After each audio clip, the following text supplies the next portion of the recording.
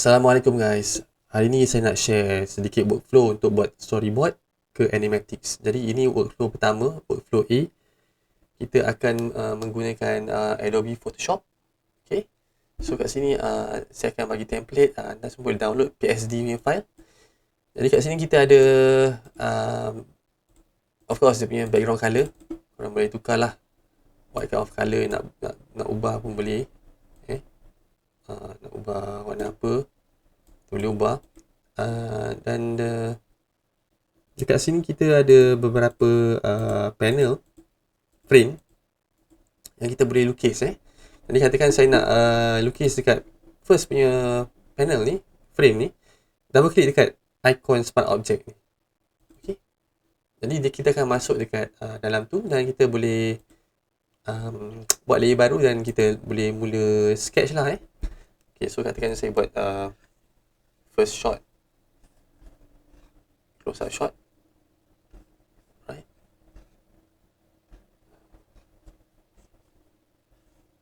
Okay, first. Kemudian kita tekan save, Ctrl S, tutup. Okay. Jadi kita pergi kat layer, dia akan update.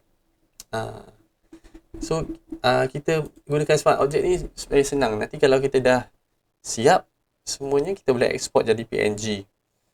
Okay, kita continue dekat second punya frame. Jadi kalau kita nak ubah dia punya shot tu, kita boleh ubah kat sini shot nombor 2. Kita boleh tambah lah, nak letak apa, katakan nak tunjuk medium shot.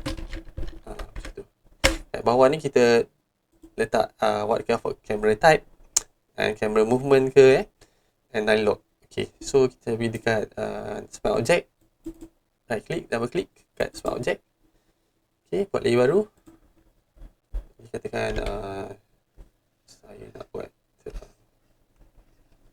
okay, medium shot. Alright, Ctrl S, save, tutup. Okay, so dia akan update terus kat sini. Okay, jadi macam mana kita nak export kepada CapCut. Katakan kita dah siap semua ni. Jadi kita pergi balik dekat sini, kita file, kita tekan export as PNG. So kat sini saya punya folder lah. Katakan saya buat shot 1. Okay, save. Okay, so kita pergi kat sini, pergi dekat panel B.